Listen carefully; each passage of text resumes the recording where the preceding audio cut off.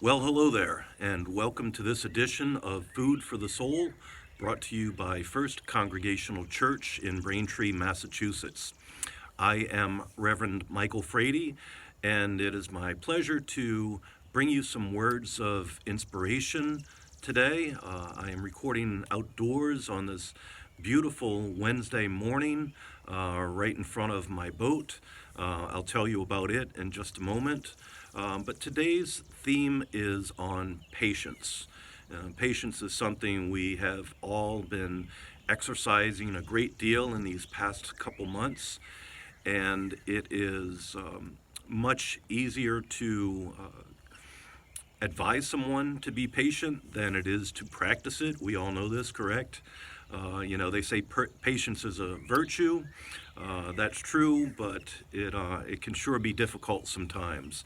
So I want to bring to you some words from the Bible, a passage from Paul's letter to the Romans. This is from chapter 8, verses 25 through 27. Paul says, "If we hope for what we do not see, we wait for it with patience. Likewise, the Spirit helps us in our weakness. For the Spirit intercedes with sighs too deep for words." I love that. The Spirit intercedes with sighs too deep for words. "And God, who searches the heart, knows what is in the mind of the Spirit, because the Spirit intercedes for the saints according to the will of God." So we wait with patience.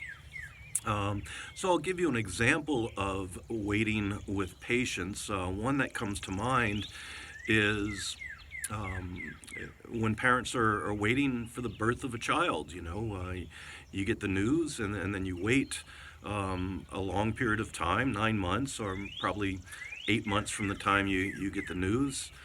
And it is a long period of anxiety and joy. It is a time of preparation, a time of making many decisions. So many of these periods in our lives where we have long terms of waiting um, can be very trying. Um, but think of the wonderful joy that comes to that couple after their period of patience and waiting.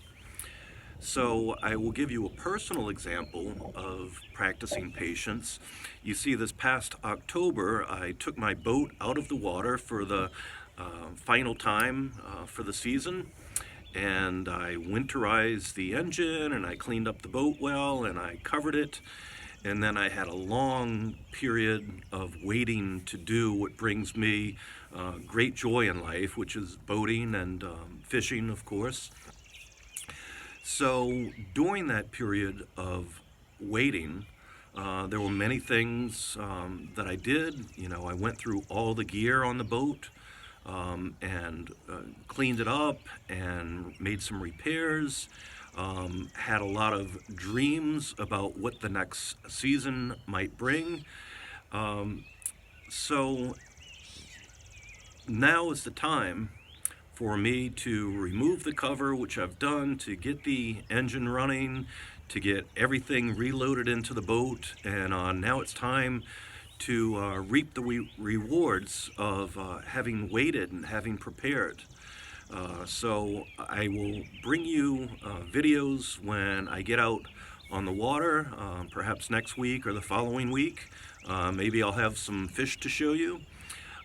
So think of times in your life where you have had long periods of waiting, where you have had to practice patience, and savor those memories and let that inspire you to think of what wonderful things are to come for you when we start resuming some more of our normal activities. So I also would want to encourage you to pull out your Bible and um, do some reading, see what words, what message God has that's waiting for you to discover. So I pray that you will be well until we meet again. May God bless you and keep you. And I look forward to seeing you the next time we're able to get together. Until then, God bless you and keep you well. Farewell.